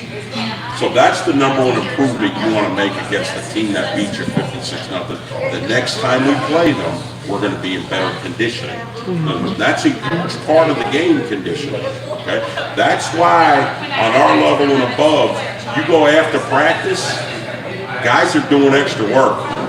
And we would stand when the coaches just wouldn't go in after practice is over. We'd stand with our charts, and every positional coach that I had would stand. Who's putting in extra work after practice? You go to the NFL, practice is over. The players don't walk off the field. They're putting in extra work in on the field. Conditioning, and so that's the thing where, and that's an extra benefit for us, right? Because the better we feel condition-wise, the better we feel when we walk off the field, right? And so I would say take that camp mentality of when's our next game and say, okay, like, I don't know what your practice schedule is, but here's what I would do. Okay, I would say if we're practicing Tuesday, it's going to be a conditioning practice. If we're going to practice, if we practice twice a week, one of those practices is going to be conditioning, the other one will be install, installation and stuff like that. But making sure, and then setting a program for your ladies that when they're all home, we don't have to wait to get together to condition. Right. You know what I'm saying? We don't have to wait. And treat it just like you would treat, Bear. Treat it like I would treat Orion, like he would treat Aiden, and say, like, our sons, we go on the field every day, and they got to do extra work during this COVID. Every day, we go on the field with our boys and say, hey, you know what? You got to do this. You got to take advantage of this time and say, hey, get into better condition. And so my son hates it. His son loves it a little bit better. Figured out yoga. Both of our sons. Yep. Every day my son does yoga. Every day. He puts on the DVDs. That's how he starts his day. He's got to get that flexibility. Great yoga on YouTube. Yep. Yoga by Adrienne. She has a 30-day series. Take care of your bodies, but stretch. It's a little 20-minute routine. Flexibility you can do every single day. That's crazy flexibility. Older athletes, they number one thing they say, what can I do differently, it would be taking care of everybody. Yeah, and I think, you know, honestly and stuff, you know, as a coach, you know, with this whole COVID thing that came down and stuff, I mean, it wrecked. I mean, I'm used to football practice in the morning, in the afternoon and stuff, and getting together with a team, a full team. But because of this COVID thing, we've had to readjust ourselves, adjust our schedules and stuff to work through social media. Now we're having Zoom meetings and stuff and the like and stuff to get our teams together, you know, to reach out, to see what we can do to improve our systems. And to improve, you know, the offenses and the defenses, like, and we've developed our coach Tomas. He put together an Army Edge app and stuff. You know, we're using the Army Edge app for our plays and the like and stuff. So we got that. So now now the athletes have that on their cell phones, so they can look at the plays. They can set that's their playbook. They're awesome. It's 3D. Yeah. Awesome. So you know we tapped into that. So we It's Army Edge. Army yeah. Edge, yeah. Everything showed on there, Yeah. We plays, have to get on that app. everything. It's pretty awesome. Yeah, Yeah, awesome. it's intense and stuff. You know, like you can draw your plays up and then run it, and you'll see the Yeah. plays go as it comes. You know, the players are running. It's And you pretty can do awesome. slow mo. You do slow mo, and you can do certain. Do you put your game on it? Yeah. So Yeah. your game, like Huddle, you put your game on it. So we can, and you can actually change view sets of that too. So you can see it from up on top, on the side. You know, at certain position, you can focus in on a position. So I mean, it was pretty damn amazing for that. And we got that to our athletes and stuff. So now they have the playbook. You know, they have the playbook on their cell phones or their iPads or whatever it is, or their computer. So now they have that ability to look at that. So when we do have these Zoom meetings, we're all tethered into that. So we've had to adjust ourselves to deal with this whole COVID. So when we do get together, you know, as a team and stuff, and that, you know, there's a commitment. We have a lady from Roswell that comes out and stuff that practices with us and stuff. We have another lady that comes up from, I mean, they're coming out. We have a lady coming from, you know, we have a couple players. One comes from Cuesta, and the other one comes in from West Las Vegas to get here just to practice in the mornings and stuff, just to run these routes and run these plays and get together. Now, from a coaching perspective and stuff, it's been hard. It's been difficult because, like I said, we run every day, or you know, practices are every day, 4 times a week, 5 times a week, whatever it is. Practice. But no, Times a week? but that's how it's supposed to be. We don't have that opportunity because of what happened with the virus thing. So we've had to adjust our schedules accordingly to get that. So when we do have these individual meetings, and the cool thing about that is the players talk about putting in extra work. We have our quarterbacks that get together. They run out there, they do their routes and stuff, and they get things like that and stuff too. So, you know, there's a lot of extra work that they do on themselves here. And as us coaches and stuff, we can only do so much, but we give them that. We don't practice 4 days a week. We practice 3 days a week. Man. Like, you know, and so recruiting wise, how do you recruit? Because in football, your best recruiters are your players. Right. That's who's your best recruiters. When you have 50, how do you recruit with 50? It was just a miracle to get 50. I kid you not. You know, it was like we I held mean, the NFL's 53 man. You're like, we held tryouts, and it was just amazing to see car after car after car pull up, and women getting down, coming out, registering, and we're like, holy smokes! I mean, I think we were all in shock when we were running the tryout, and we were like, People kept showing up. so many women here. It was awesome. It was amazing. We had about 66 women that came out to try out. cuts. No, we ended up signing almost every single one of them. We did end up with a few that didn't play, but they drove all the way here from Texas. We had women coming in from had no clue. other I had states. no A lot clue of this people level have of no commitment. clue. Yes. I had no clue this level of commitment. Yeah, so the women we did not sign drove here from Texas to try out, and they sound like they're coming back next season. So we'll see if we pick up some Texas girls. So your goal is to get together in August, right? The goal is August to September. Yeah. The goal is how many games you have left on the schedule? Wow, we've got 6, I think. 6. And We have 6 how games many of and them are scheduled in state? 4. 4. So you got 2 left on the road. Right. In Nevada. We actually would travel to Phoenix and then to Colorado Springs. And are those states allowing, you know, a football game to be played? They're actually under restriction right now as well, which is the reason why. Both states? Yes. Because I think Arizona just went back. Yep. Yeah. Yes, they went on a 30-day lock. Yeah. We had a game here in a couple of weeks down there, and that got Yeah. postponed. Yeah, we were actually supposed to travel to Phoenix July 27th, and so that we're pushing probably back to September. And when does the season officially end? Right now, that's kind of up in the air. It's kind of like, we'll fit our games in where we can, but I think the latest is probably going to be maybe November would probably be the latest, because our next season, 2021, would actually start in end of March. Okay. Yeah. What's your guys' COVID conditioning challenge? What is that? Tomas Lascaux. Oh, our COVID conditioning challenge. That was when each of the girls would post up like how many stuff we would do, like squats or From home. and stuff like that. Our And we exercises would from all home. video it ourselves, and we would post it to our team page. And so, if we didn't post it, that was kind of like, we're not doing it, we're not participating You in ain't this checking challenge. in. So, yeah, that's I think what he's talking about.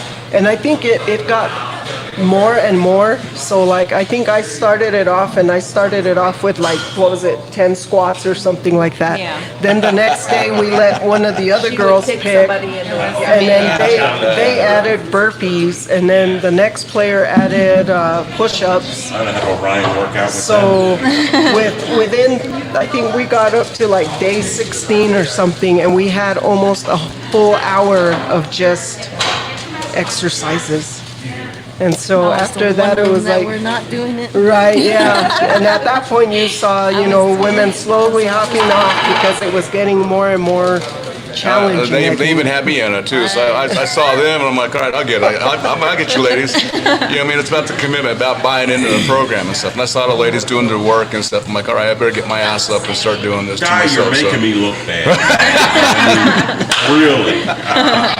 I had Bear videotape me and stuff, and it was just it was fun. I mean, it was just an awesome experience and stuff to be that involved with the team, see the team going through that and stuff. I mean, what kind of coach am I if I'm not coming along and jumping on board with them and helping them get in there? So yeah, I'm invested in that and stuff. So with my opportunity to get in there. You didn't do any push-ups with us. Yeah, right. You didn't do any of that stuff with us.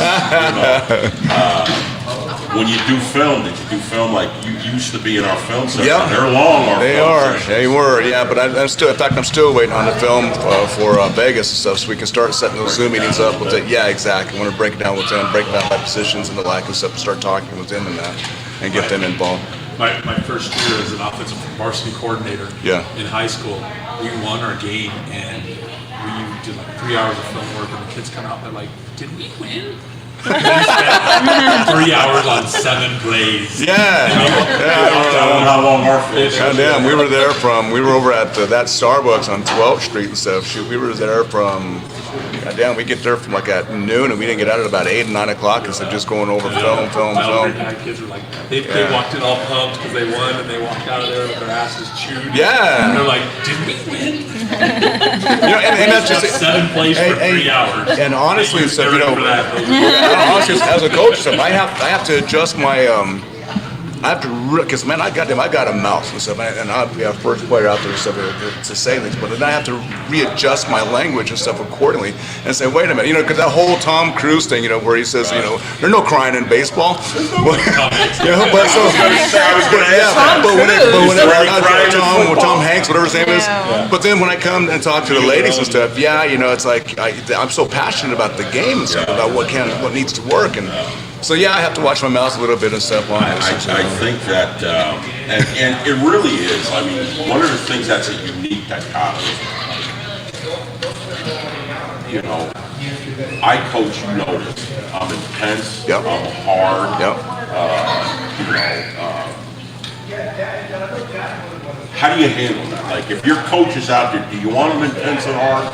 Do you want them like, for example, I'm extremely, like, no, it's true.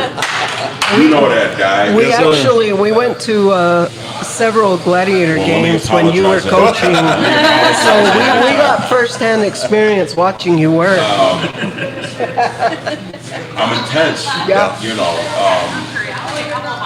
how does that fit in the economy with women?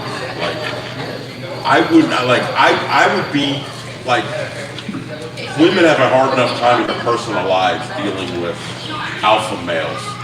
You know what I'm saying? Like, do you have to temper it down? Not want, you know, you're going for empowerment. The look just wouldn't be like, if they played for me, practice, they saw me in a game. If they came to practice, what would they say? You know, I mean, like, how does that dichotomy fit? Like, I'm sure it wouldn't be a good look if I'm out there, you know, like, for the lack of a better term, bullying. Yep. You know, for a lack of a better term. Yeah. You know, how does that fit into the dichotomy? Like, do you look for that in your coaches? They have to have a little bit of a understanding of, hey, we're dealing with women here. No, No. there is You no. don't want to be bathing. To me, there is no softness. We want to be told straightforward what we're doing wrong, where we need I to would walk off adjust. the field crying. You know, I really would. Like, my wife would say to me, "What the fuck is wrong with you?" You know, like, no. Yeah, so how do you balance that out? How do you balance that it's out? you know, it just you know, I mean, going to practice and stuff, you know, and I see how the women are working, and but there are certain things out there where they're miss a step, like, you know, you miss a step, and, you know, like we're talking about that and stuff. You know, you go through the progression and stuff. You get them like one or two times and stuff. You would think that they would pick that up, but after the third time, you're like, God damn it, you know, what are we doing here? You know, am I missing something? And I start looking about myself. I start reevaluating. Am I not conveying that message straight enough? You know, is it my method of coming out? But after a while, it's like, why do I have, you know, 9 ladies doing the things if we got 2 of them that aren't doing it right? Well, I must be doing something right because he's. So, I mean, and I'm having those internal conversations with myself. So when it comes time to game time, like Saturday, I about damn lost my head. You know, and some of these things and stuff. What do you coach? What position do you coach? I coach defense and the line. So how is he corner, Linebacker. linebacker? How was he during the game? Did you see a difference? Yelling his head off. He was pissed. He's throwing the board around. I went to the other side of the sideline for the. You can hear him. You can hear him. Okay, so you're playing corner for the first time, and that position is an extremely hard position to play. Yep. Extremely hard. You're not going to learn that in a year how to play corner. You're coming off the field, maybe mistake, missed tackle, blown coverage. What was Coach Thompson like with you? No eye contact. You wanted no eye contact? Yeah, I was like, I know Coach is like pissing me right now, but honestly, I'm all business out there. From like all day I was business because we had so many team meetings. People were trying to talk to me, but I was like so focused that I was zoning them out. And even at practice, I'm like that. Was there anything that you didn't understand out there for your first experience? I didn't understand that there was no breaks between plays. Because every time we're practicing, we're like, all right, we got a few seconds, like, just chill. Water break. Yeah, I was like, I need some water. That was different too. You can't replicate game speed. Everything's can't. timed. Yeah, it was. The whistle's Very going. fast. Even if you practice their other plays. There was girls that like they were like running on and off the field because they were like, okay, well you have one too many, or we don't have enough, or people were like, and I remember like we didn't do that in practice, you know, like we were like, okay, there's so and so is playing, and it does, you know, you take your time. But on the game, like she said, like I mean, it was just real quick. You're the refs all blowing the whistle, and everybody's all yelling at everybody, and we're like, what? And like I said, for being the first game, like you know, I mean, even I was like that. I was like, okay, well, who's going in? Like, and I can just hear Coach yelling. He was just all lineman, and I was like looking at the other linemen, and I was just like, is he talking to me or, you know? Literally, when you go out there the first time, it's literally taking an iPad, Yep. putting on the iPad and just shaking. You know, and just shake it and read the play. You know what I'm saying? Like what play is playing, you know, right now. That's the thing. Like, and it's the simplest of thing, like making sure you're on the balls of your feet, making sure you're not on your heels, because when you're on your heels at your position, you see this. When you're on your heels, it's making sure the simple things for you and for you know, making sure, you know, your hips are at the proper level. Those gaps. Making sure you're exactly, you know, making sure your shoulders are in front of your feet. You know, making sure, you know, in your drops that you're not overstriding or understriding when you those are the little nuances that, you know. So when, you know, the 56 nothing? Right. Okay, you're coming off the field, you missed an assignment or missed a tackle or whatever. What's Coach Thompson doing with you? He didn't have his clipboard. I He just wasn't walked right calling- by it. he I'm wasn't- like, I'm going this way. He wasn't calling you pancakes, was No, he? he wasn't. No, I didn't see him or the other coach. I was just like, okay, I gotta stay out of their way. And once they say defense, I was out there. Like, defense line, you're up. So I was out there. And So for our offensive line, okay, who's your positional coach? Coach Day. Okay. Has Coach taught you about protections yet? He's taught us about a bunch of stuff, yeah. Okay. So when you watch TV, you watch football on TV when you watched it, did you ever notice when, like, the quarterback or the center would say, you know, like, 40's the mic, 40's the mic? Did you ever notice that? Yeah. 40's the mic. Do you know the reason why they do that? I'm going to test Coach. No. It's You not don't know, Mike for Coach, us. you better start teaching them where the midline is. You better start. Midline. The reason why they do that is because they're identifying the midline. Okay? And why do we want to know where the midline is? Because we want to know where the front side of a play is or the back side of a play is. So when, like, say, one play, the quarterback and the center might point out and say, 55's the mic, 55's the mic, and he might be a beat gap player. That means the midline now is the beat gap, right? And so we've got to decide, depending on the formation, Yeah. you know, where's the prominent side the play's going to be, you know, and that's when he dictates. So you might say, hey, I might have you're an offensive tackle, I might have a 4 lineman in front of me, right? What's a 4 lineman? Do you know? Coach, you better start teaching. The 4 lineman is somebody's on your nose. You got a hard, we call him a hard man. You know, Yeah, hard who's man. on a line of scrimmage, who's on your nose. That's a 4 lineman, right? If he's on your inside, you know, 3-eye, 4-eye, depending on the terminology of your defense. If he's on the outside, 5. You know what I'm saying? And the protection will tell you, let's say you got a 4 alignment and there's a 2 alignment. The protection will tell you who you're blocking. Let's say there's a 9 alignment, which is your jet defensive end, and you're a tackle, and you got a 4 alignment, right? There's no 2. The protection call might be you got to get to the angle to where you're blocking that 9 because the guard's blocking the 4 over you. That's where you get an understanding of alignment and assignments. Yeah. You know what I'm saying? That alignment and assignments, which will help you, as you go along, And so you would avoid coach. Now, during the game, okay? During the game, I know coach is intense. Really, coaches are intense. Why? Why are coaches intense? Because they're trying to impose their will on you. Because what does coach want you to be? The best we can. He wants you to be intense. And the best way to talk to somebody, to communicate with somebody, is in that same language, And so whenever I've gotten on my players intensely, when you see, like, that guy's crazy. Like, it was because I was imposing my will on my players, saying this is what we do. I got a flag one time, no lie. I got a flag one time after the game. I got a flag one time. I'm arguing with the official. We were in Amarillo. And I'm arguing with the official that gave me a flag. Their head coach came over and said, Coach, don't get suspended for next week.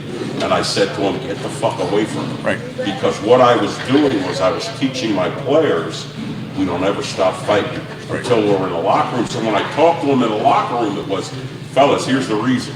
We don't ever stop. The fight never stops. We were trying to build a program. The fight never stops.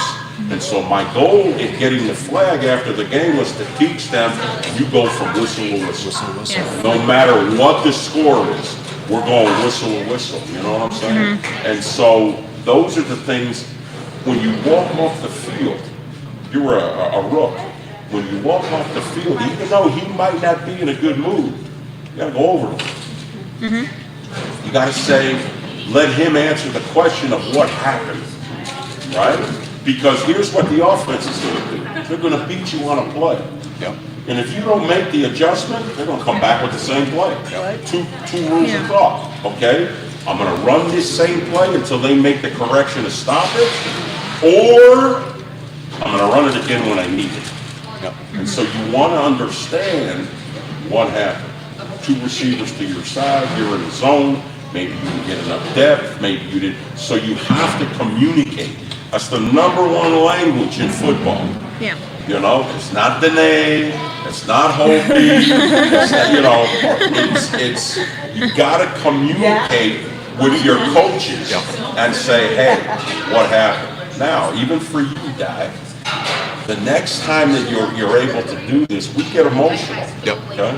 But when you're coordinating, you gotta be calm, cool, and collected, man. You've been around me, the #1 thing I would get in my, well, I coordinate my defense, but when I would get in Landry's ass is when he would get too emotional. And I'd say to him, bro, you can't be emotional out here, I need you thinking. Which means from a defensive side, you know, the only thing that I would get emotional about it is a blown coverage in the secondary. And so I wanted them to understand, okay, let's make the correction. When we get a blown coverage, man, I meet with them right there. Like on the field, as everybody's walking, what happened? What happened? You know, what happened? Here's the thing, okay. And the players, once they get understanding, they can make the adjustment themselves because they're communicating with themselves. You know what I'm saying? But I would not, the only point, I maybe yell at an official, you know, yell at the official, try to win the official over. But the whole goal would be, I need to communicate with my defense. You know what I'm saying? I need to communicate to teach them, you know, you have all the stuff, you know, you got the boards, here's what happened. Okay. And you go one-on-one. What happened to, who did you have on that? What was our coverage? We did that. I know a couple times in the game and stuff. I had my clipboard out, and I had, you know, like I had trips right. Play. Every time they come off the field, we had a trips right, and we're having that come. I go. If she's scared to look you in the eye, or she's scared to look you in the eye, you force them to look you in the eye. You know what I'm saying? So you communicate, so they know the next time that when they take the field, they're recognizing, because defense is about recognition. Absolutely. You know? And so literally, you have your secondary and your linebackers identified. I do. Every play you have them identified. Good that you identify. How I used to do it was, let's say number 3 was the Z. Okay. I'm the corner, right? And so we identified from the outside in. I would go 1-3. So I knew I had the #1 receiver, and that #1 receiver was number 3. My safety would go 275. So he knew, like, okay, if it's a, you know, there's a 2 receiver set, which makes what? The tight end and the tight ends to that side? Well, but or the back kicking out. Like they have to know every play, who's 1, who's 2, who's 3, who's 4. You know, so they know per formation, right? Because what are they going to do? Because what I would do with these ladies and their opponents, I'd be motioning the shit out of people. No, it's the truth. Because what's the whole purpose of motion? Get you out of alignment. Get them out of alignment. Get you out of alignment to go, you know, so when they go from a 2 receiver side to a 3 receiver side, you want to confuse the backer. You want them thinking. You want to confuse the backer going, okay, wait a minute, man. That's number 3. My responsibility on this play is number 3. Right. You know, but who's got number 4 on, you know, when they're swinging out of the backfield? You know, and that's good practice for you. Yep. You know, that's good practice we had for 5 you, receivers we on did. the outside. We I was the only one in the center. Which means you got to roll coverage, right?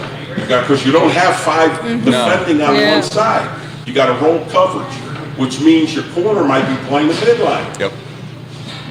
they kind of swing back in that Exactly, mode. you know, understanding, you know, like, you know, what are your rules at linebacker?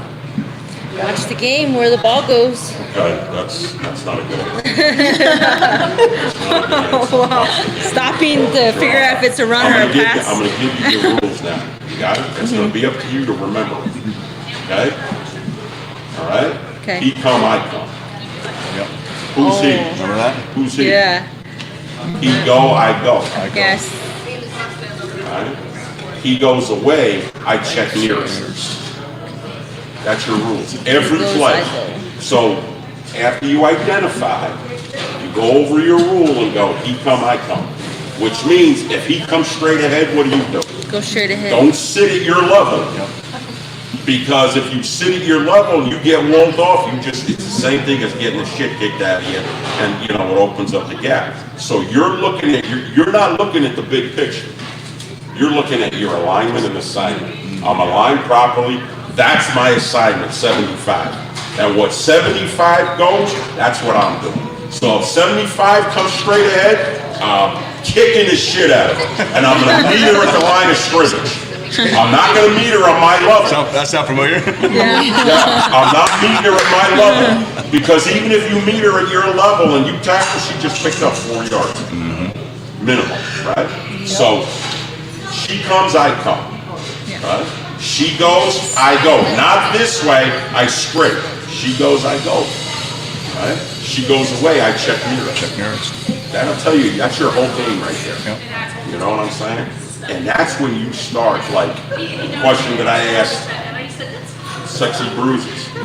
What do we call it? Sexy Bruises? The question was, did you hit or were you getting hit? You know what I'm saying? Bruises when you get hit hurt.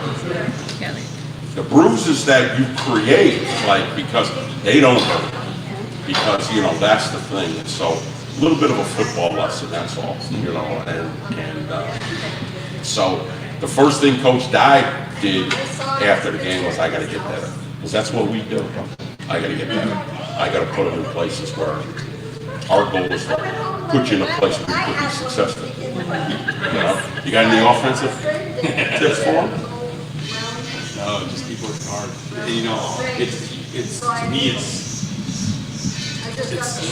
it's a symphony match with a car crash every few seconds, right? Because you all have to work together and you all have to play together. And then there's all these car collisions, crash collisions, you know. But the more you study, the more intense you are, you know, just the mental part of it, you know, that's the part that I really love to teach and love to see, because it's just this, like I said, it's this orchestra, there's 11 different instruments that all have to play together and crash into each other and then do it again a few seconds later. Like she commented, when are we going to break? You know, it's not. So you get a break by getting 3 and out, get them off the field. You know what I'm saying? So, and I, you know, the thing about that and stuff is I've told the team and stuff. I said I'm always giving them that. You know, how long is a play? I mean, and it's just a repeat. You know, 3 3 seconds and it's a repeat over and over again. And we tell our coaches, we tell our players, no sensitivity. No. There's no, if you're a sensitive person, this ain't the game for you. You know, there's no sensitivity. So the next time you play, or it's practice, and Coach Dye is, you know, he's getting in you, and, you know, thank him. Thank him, because he ain't getting paid. You know, he's doing this to help y'all and for the love of the game. And so, you know, it's like, you know, when you were younger, you had a teacher that was hard on your ass.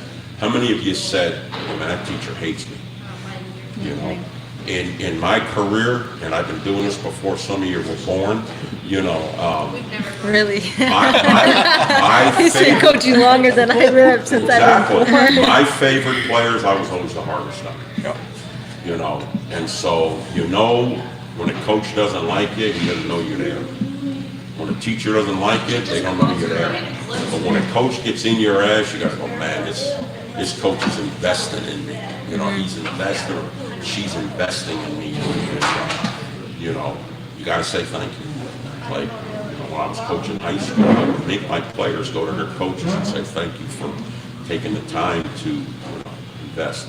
Now, personality-wise, like, tell me something. What's the best thing you bring to a game, personality-wise? Could be optimism, could be what? What's the best thing you would do? I'm the naughtiest one in the group. I'm everywhere.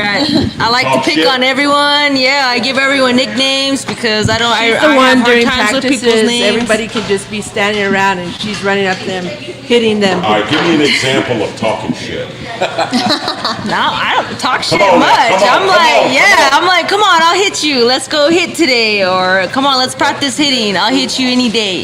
And it's just kind of, I don't know. I like to try to make these girls smile because everyone's so serious, but really we're all there to have fun together and go through the same thing. And I'm always there trying to pick up all the girls, and like she said, I go around hitting people just for the fun of it. I like it. When I was a high school head coach and an assistant coach, interviewed to be on my staff, the first question in the interview was, sing me a song. Sing me a song. And they would, some of them, what? I don't know any songs. We'll figure out. Everybody knows Twinkle, Twinkle, Little Star. Like, sing me a song. And the reason, and if they refused to sing the song, the interview was over. And the reason why I would have them try to sing a song is because when you're working with athletes, right, and they're on the field, they've got to play without fear of being judged. They got to play. You're going to make a mistake. This is a game of mistakes.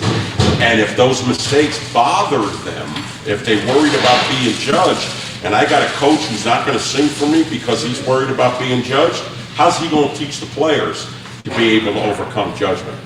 The judgment of that scoreboard and stuff like that. So the coaches that coached me, they all would sing a song because they didn't fear being judged. And I wanted Sing a song, Coach. He ain't gonna have a problem singing Better a start song. singing. Let's hear it. He ain't gonna have a problem. Coach, sing a song for your players here. Have you ever been to heaven? But I've been to Oklahoma. They say that I was born there. See, you gotta work to have a coach that will sing. Favorite team? What kind of team? NFL, college. Do you watch football? College, I would say Ohio State. The Ohio, say it right. The Ohio State. Hey, Ohio. Favorite team? Minnesota Vikings. Okay, I like it. Yeah, you laugh. I know. No, I've Cowboy got land over Like, we're gonna here. say my Princeton college there. because I graduated with my law degree, OU, and NFL, San Fran. Say you were Been a wrong. 49er. You didn't say that you were. She's also There's a a lot. artist. There's a lot you don't know about me. I do everything. There is. The word no is not in my vocabulary. Huh? Yeah. have a lawyer friend of the show. She's a rapper too. She's precious. Let's give some. Give us some. Go ahead. What do you think? You said you were right. Let's go. Let's go. Sing us a song. Well, you guys got to give me a beat first. Uh-oh, Give me here a we little go. something. Come on. Come on. Rio Grande Heat, we take it to the streets. We're coming up second year, ready to repeat. We gonna do this thing. Coming from Oke Owinge, I've got my Navajo sisters, aka Jeanette, Hopi, Las Vegas, all the way to Dulce. Hey, my bouquet ladies, what's up? Hey, I really appreciate y'all coming and spending the time that you spend with us. I can't tell you. Their fans are giving us the most comments ever. Listen, what I want to do to help, okay, and we'll talk. I want to really do to help is, I want to start a podcast just with y'all.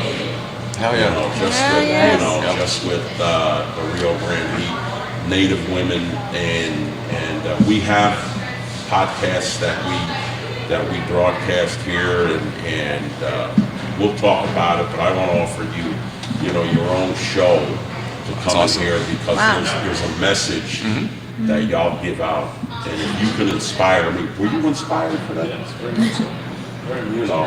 And so He was about to go buy a wig. His son. Yeah, I was waiting for it on Amazon. All right. Well, I can't tell you how appreciative I was. The 2 hours, we've been on over 2 hours. 2 now. hours. Wow. You know, Wow. and it flew by. Yeah. Yeah, it That's did. a credit to y'all.